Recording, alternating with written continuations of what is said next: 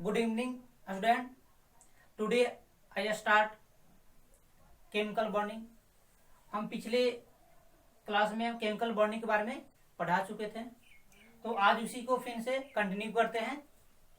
तो chemical bonding में हम लोग बात किए थे कि बॉन्ड एनर्जी तक, बॉन्ड एनर्जी क्या होता है इसके बारे में अच्छी तरह से बता चुके थे।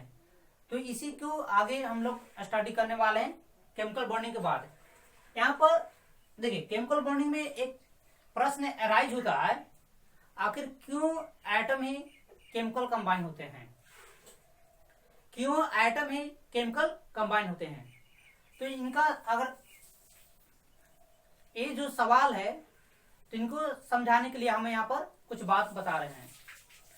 सिंपल से कि जो देखिए, आपके जितने भी पीरियोडिक टेबल है, जितने भी पीरियोडिक टेबल हैं उसमें से जो एक ग्रुप 18 ग्रुप होते हैं, लास्ट में देखिएगा 18 ग्रुप लिखा होगा।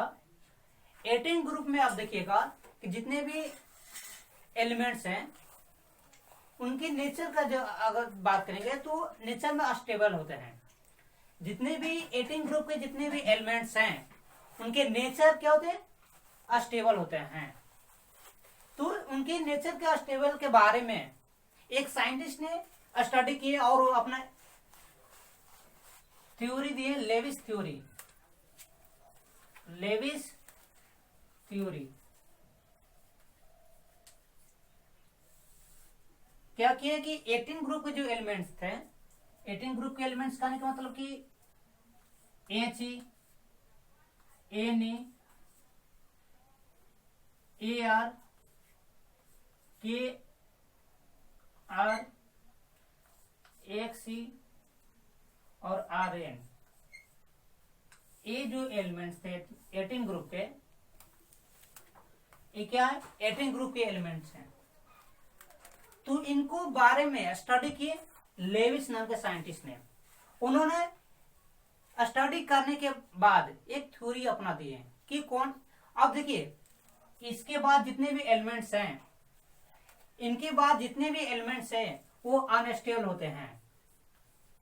अनस्टेबल, हम किसको अनस्टेबल करते हैं, मतलब कि इसको छोड़कर ये क्या होता है, नेचर में अस्टेबल होते हैं।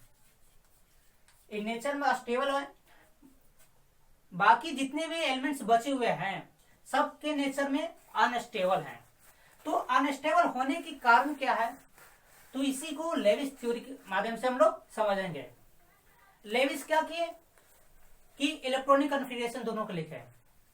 देखिए, इलेक्ट्रॉनिक कन्फिगरेशन आपको फर्स्ट चैप्टर में पढ़ने के लिए परमाणु संरचना मिलेंगे, पर जब आप पढ़िएगा सम बेसिक केमिस्ट्री में, वहां पर परमाणु संरचना के बारे में हम लोग स्टडी कर रहे हैं, तो वहां पर ये बताएंगे कि कॉन्फ़िगरेशन कैसे लिखा जाता है, इलेक्ट्रॉनिक विन्यास जिसको कहते हैं।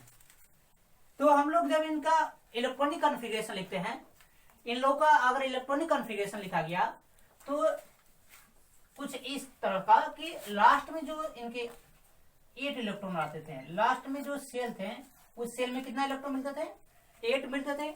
और इस एक्सेप्शनली में याद रखें, हीलियम का लास्ट में 2 इलेक्ट्रॉन मिलते थे। हम क्या किए, फिर से सुनिएगा, ध्यान से सुनिएगा। हम क्या बोले, लेविस ने इन जब एलिमेंट्स के बारे में स्टडी करना स्टार्ट किए तो इन लोगों का इलेक्ट्रॉनिक कॉन्फ़िगरेशन लिखे। इलेक्ट्रॉनिक कॉन्फ़िगरेशन लिखने के बाद उन्होंने देखा कि जब भी हम इनका इलेक्ट्रॉनिक कॉन्फ़िगरेशन लिख रहे हैं तो आउटर मोस्ट में, बाहरी कक्षा में 8 इलेक्ट्रॉन मिल रहा था। एक्सेप्शन में याद रखा कि हीलियम का बाहरी कक्षा में 2 इलेक्ट्रॉन मिलता। बाकी जितने भी और मेटल थे या नॉन मेटल थे, उन लोगों का जब इलेक्ट्रॉनिक कॉन्फ़िगरेशन लिखे तो इलेक्ट्रॉन जो थे, इलेक्ट्रॉन जो या तो 8 से बाहरी कक्षा में कम मिलते थे। जितने भी इलेक्ट्रॉन्स अगर थे उनका बाहरी कक्षा में इलेक्ट्रॉन 8 से क्या होता है, कम मिलते थे। तो ये 8 क्या बता रहा था कि जब भी जिस एलिमेंट का 8 इलेक्ट्रॉन है उनका जब हम नेचर की बात करेंगे तो स्टेबल रहेंगे। तो अगर इन अदर एलिमेंट का इलेक्ट्रॉनिक कॉन्फ़िगरेशन निकालने के बाद आउटर मोस्ट में जो इलेक्ट्रॉन अगर 8 से कम है, हम क्या बोले, अगर अदर एलिमेंट का जब इलेक्ट्रॉनिक कॉन्फ़िगरेशन लिखा गया तो उनका लास्ट ऑर्बिट में इलेक्ट्रॉन की संख्या 8 से कम है, तो नेचर में उनका जब देखा गया तो नेचर में अनस्टेबल था, नेचर में अनस्टेबल। तो कंपेयर किया गया कि अगर जिसका 8 इलेक्ट्रॉन पूरा हो जाए, जिस एलिमेंट का, जिस एटम का अगर इलेक्ट्रॉनिक कॉन्फ़िगरेशन 8 आ जाए, वो नेचर में अस्टेबल हो जाएगा। लेविस थ्योरी के अकॉर्डिंग हम बात कर रहे हैं। लेविस थ्योरी क्या है, तो हम लोग यहां लिखते हैं लेविस थ्योरी। लेविस थ्योरी क्या है, तो इस थ्योरी के माध्यम से यह समझाया गया, इस थ्योरी के माध्यम से हम इस थ्योरी के माध्यम से बात करते हैं, जितने भी एलिमेंट्स हैं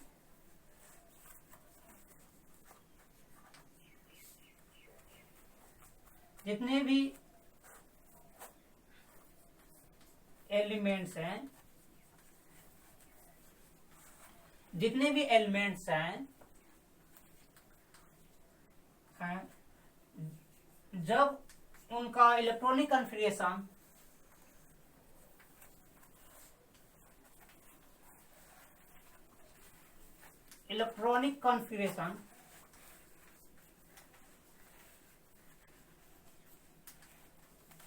जिसको इलेक्ट्रॉनिक विन्यास कहते हैं, इलेक्ट्रॉनिक कॉन्फ़िगरेशन को ही इलेक्ट्रॉनिक विन्यास कहते हैं।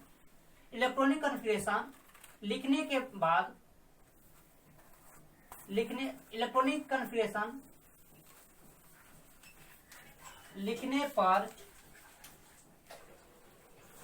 लिखने पर आउटर मोस्ट यानी बाहर का समय,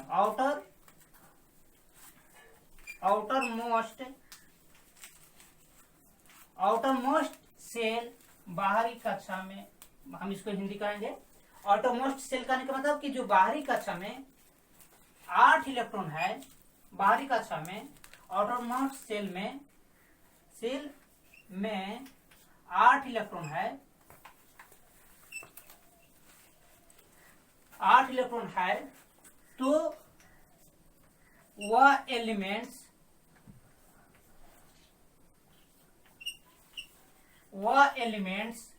नेचर में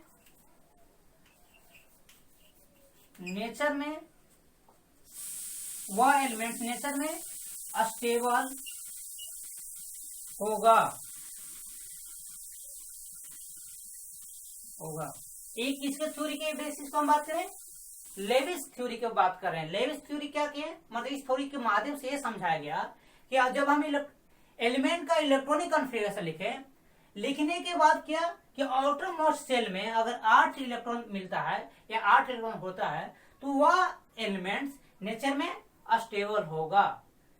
क्लियर। इसी को नियम को हम लोग कहते हैं, इस नियम को हम लोग क्या कहते हैं, जब 8 इलेक्ट्रॉन के अगर बात करेंगे तो ऑक्टेट रूल कहते हैं। इस नियम को, इस थ्योरी को ऑक्टेट रूल कहा जाता है। इस थ्योरी को क्या कहा जाता है, ऑक्टेट रूल कहा जाता है। ऑक्टेट मीन्स क्या होता है, 8 अगर इलेक्ट्रॉन है तो इसी को हम क्या बोलते हैं, ऑक्टेट रूल कहते हैं। मतलब कि लेविस ने ऑक्टेट रूल के बारे में समझाए हैं।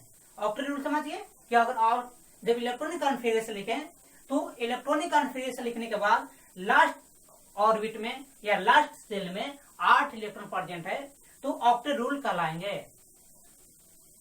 क्लियर। अब देखिए यहां पर हम एग्जांपल्स की अगर बात करते हैं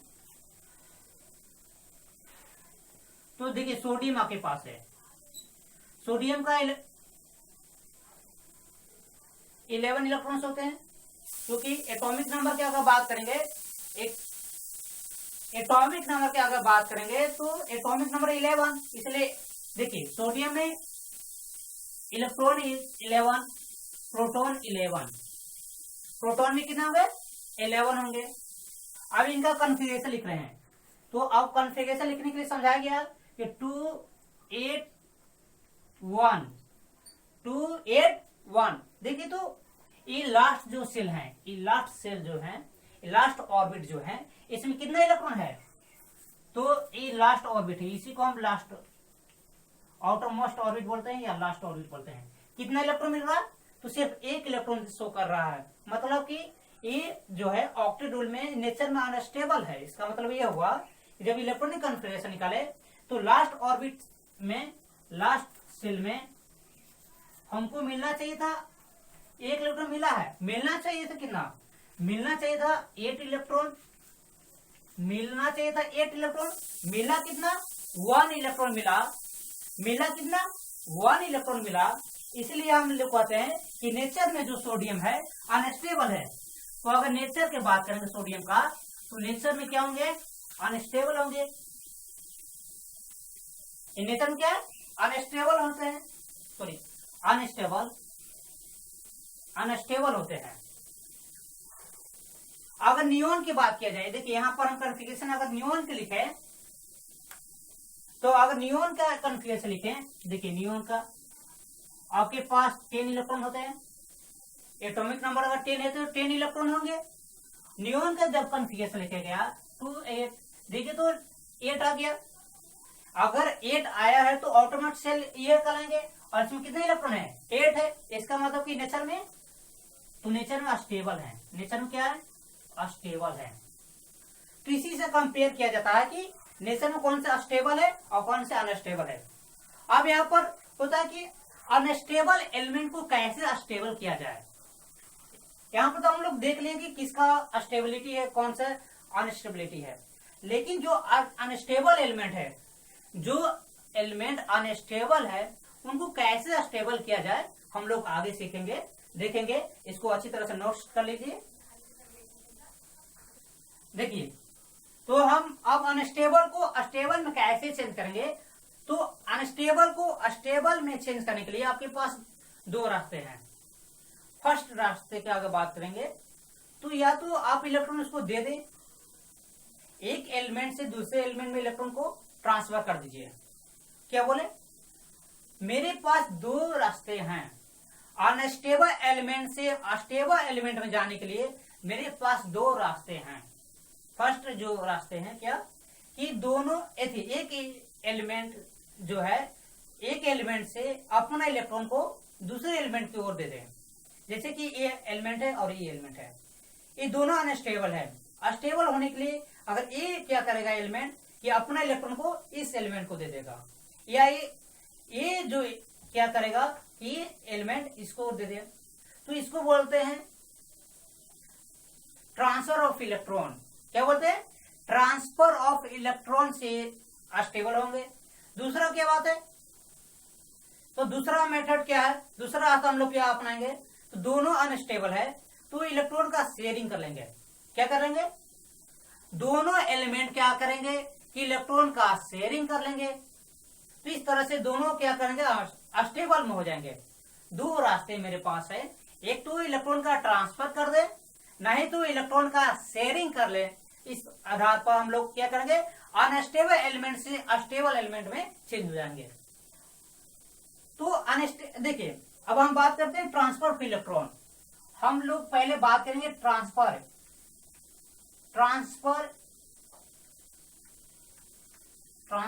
ऑफ इलेक्ट्रॉन। हम लोग ट्रांसफर ऑफ इलेक्ट्रॉन देख लेंगे। पहले ट्रांसफर ऑफ इलेक्ट्रॉन हम लोग देख लेंगे। ट्रांसफर ऑफ इलेक्ट्रॉन का मतलब क्या हुआ? देखिए, अब सोडियम की बात करते हैं। ये न्यूक्लियस हो गया। न्यूक्लियस के बाहर में एक ऑर्बिट होते हैं, एक कक्षा होते हैं। न्यूक्लियस के बाहर में एक ऑर्बिट होते हैं जिसमें क्या है, तो 2 इलेक्ट्रॉन होंगे। एक डॉट लाइन जो हम शो कर रहे हैं, डॉट जो शो कर रहे हैं, 2 इलेक्ट्रॉन के रिप्रेजेंट करा के, एक इलेक्ट्रॉन यहाँ पर, एक इलेक्ट्रॉन यहाँ पर है। ये पूरे ऑर्बिट में कहीं भी हो सकते हैं, क्योंकि क्या होता है कि ऑर्बिट के अंदर ये फिक्स नहीं होते हैं, ये हमेशा मूविंग करते हुए रहते हैं। इलेक्ट्रॉन क्या करते हैं कि इस ऑर्बिट के जो पाथ है, इस पाथ के चारों तरफ मूविंग करते हुए रहते हैं, इसलिए हम लोग कहीं भी शो कर सकते हैं। इस ऑर्बिट के बाद में एक और ऑर्बिट होते हैं, इस ऑर्बिट के बाद एक और ऑर्बिट होते हैं, इस ऑर्बिट के बाद में एक और ऑर्बिट होते हैं जहां पर 8 इलेक्ट्रॉन होते हैं, 2 3 4 5 6 7 8। इस ऑर्बिट में कितने इलेक्ट्रॉन से 8 इलेक्ट्रॉन है, और 8 क्या कर रहे हैं, मूविंग कर रहे हैं।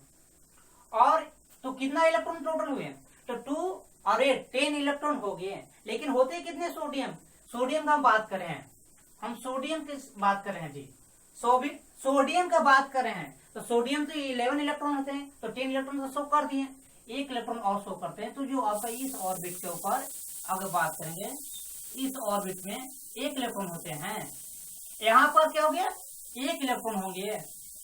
अब देखिए, तो अब देखिए यहाँ पर हम नियोन का बना रहे हैं। नियोन आपके पास था, नियोन कितने इलेक्ट्रॉन होते हैं, 10 इलेक्ट्रॉन होते हैं। नियोन के पास कितने इलेक्ट्रॉन होते हैं, 10 इलेक्ट्रॉन है। यहाँ पर न्यूक्लियस ही होगी, ये नियोन का न्यूक्लियस। इसके बाद एक ऑर्बिट होंगे जहां पर 2 इलेक्ट्रॉन शो कर रहे हैं। इसके बाद एक और ऑर्बिट होंगे जहां पर 8 इलेक्ट्रॉन शो करेंगे, 2 3 4 5 6 7 8 इलेक्ट्रॉन हो गए। अब तो इनके पास इलेक्ट्रॉन है नहीं कि नया ऑर्बिट क्रिएट होगा। सोडियम के पास ये ऑर्बिट हो गए, एक इनके पास हो गया, नियोन के पास ऑर्बिट हो गया। ये दोनों आप देख लीजिए। देखिए तो नेचर में अस्टेबल है, नेचर क्या है, अस्टेबल है। नेचर क्या है, अस्टेबल है, जबकि नेचर में अनस्टेबल है। नेचर क्या, अनस्टेबल, और नेचर में अस्टेबल।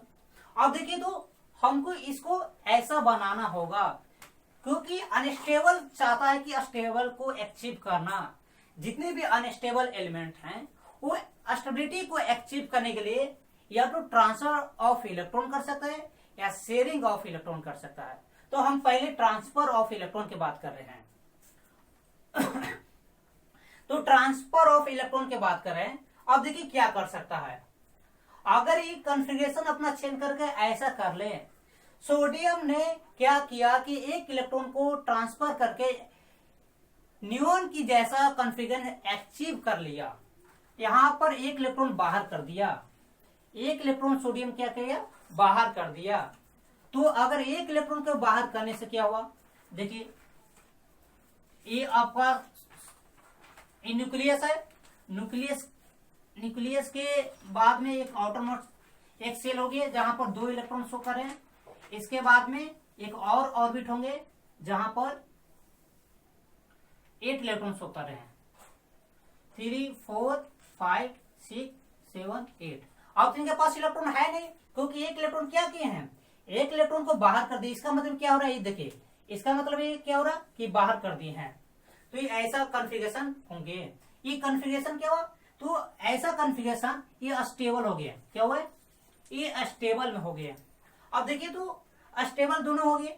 इसका मतलब क्या समझ में आया कि अगर जिनके पास आउटर मोस्ट से अगर ज्यादा इलेक्ट्रॉन है, आउटर मोस्ट के बाद जितना भी इलेक्ट्रॉन है उनको अगर ट्रांसफर कर दिया जाए, उनको रिड्यूस कर लिया जाए, उनको यहां से बाहर निकाल लिया जाए, तो किसके जैसा हो जाएंगे, तो ये स्टेबल जैसा हो जाएंगे, नियोन की तरह हो जाएंगे। यहां पर जितने भी एलिमेंट्स रहेंगे वैसा अचीव कर लिए। तो हम लोग यहाँ क्या देखें, यहाँ पर हम लोग मेंशन क्या किए, मेंशन ये किए, ऑब्जर्वेशन क्या आया कि हम 1 इलेक्ट्रॉन को अगर ट्रांसफर करते हैं तो सोडियम जो है, तो सोडियम स्टेबल नेचर में आ जाएंगे। हम लोग क्या देखें कि अगर सोडियम को अगर 1 इलेक्ट्रॉन अगर ट्रांसफर कर दे, 1 इलेक्ट्रॉन को अगर ट्रांसफर कर दे तो नेचर में कैसा हो जाएंगे, स्टेबल हो जाएंगे। मतलब अचीव कर लेंगे नियोन जैसा, नियोन जैसा क्या कर लेंगे नेचर में, इनका कॉन्फ़िगरेशन नियोन की तरह हो जाएंगे। और नियोन क्या नेचर में स्टेबल है, एक कर लेंगे। अब देखिए तो यहां पर एक टर्म हम लोग यदि कर रहे हैं, यूज कर रहे हैं। टर्म क्या है कि जो हम इलेक्ट्रॉन को बाहर निकालते हैं, तो इस टर्म को क्या बोलते हैं केमिस्ट्री के लैंग्वेज में, हम तो बोल रहे हैं कि इलेक्ट्रॉन को हम यहां से बाहर निकालेंगे, तो इस टर्म को क्या कहेंगे, क्या नाम देंगे, तो याद रखिए कि इस टर्म को आयोनेशन बोलते हैं, आयोनाइजेशन।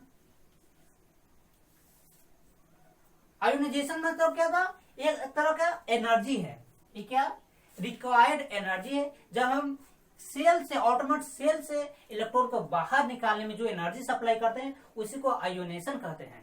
ये क्या, तो आयोनेशन क्या, required energy, required energy, required energy to remove, required energy to remove of electron in outermost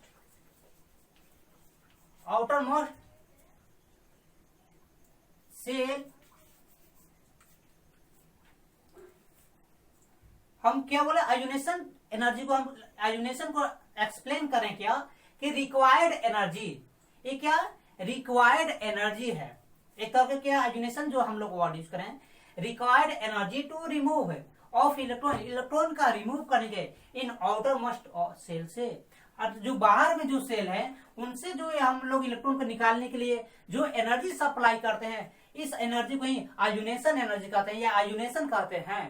clear, हम लोग क्या सो कहिए कि अगर हम आयोनेशन की बात करेंगे, मतलब इस टर्म को हम एक्सप्लेन कर रहे हैं कि हम इलेक्ट्रॉन को निकाल रहे हैं, तो इस टर्म को हम लोग केमिस्ट्री में क्या कहेंगे, इस टर्म को हम लोग क्या कहेंगे, तो याद रखिएगा आयोनेशन कहते हैं। आयोनेशन मतलब क्या, एक तरह का एनर्जी है, जब हम इनको एनर्जी सप्लाई करते हैं, एनर्जी देते हैं, तो यहाँ से क्या होगा कि आउटर मोस्ट से इलेक्ट्रॉन क्या होगा, रिड्यूस कर देता है, रिमूव कर देता है, इस एनर्जी को ही आयोनेशन कहते हैं, या इसी को आयोनेशन एनर्जी भी कह सकते हैं।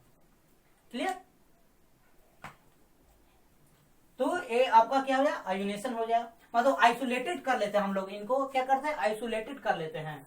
तो इस तरह से आप टर्म को समझिए। अब एक बात और, यहां पर एक इलेक्ट्रॉन निकाले तो इनका जो होगा आयोनेशन एनर्जी जो है, एक इलेक्ट्रॉन, अगर दो इलेक्ट्रॉन निकालते तो क्या होता, इस सेल से अगर दो इलेक्ट्रॉन निकालते तो क्या होता, तो देखिए अगर इस सेल से एक इलेक्ट्रॉन और निकालना चाहेंगे तो एनर्जी को जो सप्लाई कर रहे थे इससे बहुत ज्यादा एनर्जी सप्लाई करने पड़ेगा। बहुत ज्यादा एनर्जी सप्लाई करने से अगर दो इलेक्ट्रॉन निकाल दे तो आप देखिए, तो कॉन्फ़िगरेशन में यहां पर देखिए दो इलेक्ट्रॉन निकाल दे, एनर्जी बहुत ज्यादा हाई अमाउंट में, हाई अमाउंट में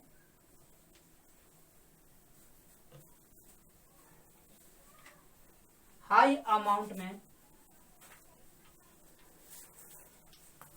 हाई अमाउंट में एनर्जी सप्लाई कर रहे हैं। हाई अमाउंट में क्या करें, एनर्जी को सप्लाई कर रहे हैं, क्योंकि बाहर से अंदर की ओर सेल में जितना निकालना इलेक्ट्रॉन है तो ज्यादा से एनर्जी खपत होती है, तो हाई अमाउंट में एनर्जी दिए, आपके पास अमाउंट एनर्जी का खर्च भी ज्यादा हुआ। अब देखिए तो यहाँ पर लास्ट ऑर्बिट में कितने इलेक्ट्रॉन रहेंगे, तो लास्ट ऑर्बिट में 7 इलेक्ट्रॉन रहे। अब देखिए तो अगर 7 इलेक्ट्रॉन कर दिए तो ये अस्टेबल से फिर क्या हो गया, ये जो अस्टेबल था फिर अनस्टेबल की ओर चल जाएंगे, फिर अनस्टेबल हो जाएंगे। पहले जो अस्टेबल हुए थे एक इलेक्ट्रॉन देकर, अगर दो इलेक्ट्रॉन निकालते तो अनस्टेबल हो जाते, तो हम ऐसा क्यों काम करें, हमको तो करना था अस्टेबल लाना था जी। हम क्या करते हैं, हम अस्टेबल को अचीव कैसे करते हैं, तो हम एक इलेक्ट्रॉन निकाले तो अस्टेबल में था, अगर दो इलेक्ट्रॉन निकालते तो मेरे पास तो जो एनर्जी का सप्लाई था वो भी ज्यादा लगा, और ज्यादा एनर्जी देने के बाद भी क्या हुआ, अनस्टेबल आया। तो हम ऐसा क्यों काम करें कि खर्च भी हो और अनस्टेबल हो, ऐसा काम हम लोग नहीं कर सकते। इसलिए सोडियम से सिर्फ एक ही इलेक्ट्रॉन निकालते हैं, सोडियम से दो इलेक्ट्रॉन नहीं निकालेंगे। क्यों नहीं निकालेंगे, ध्यान देना होगा, अगर दो इलेक्ट्रॉन निकालेंगे तो इनका जो दो इलेक्ट्रॉन निकालने से इनके जो अस्टेबल जो नेचर था वो अनस्टेबल नेचर में चेंज हो जाता है, इसलिए हम दो ऐसा काम नहीं करेंगे। क्लियर, इसलिए हम ये काम जो है प्रोसेस इसको नहीं करेंगे।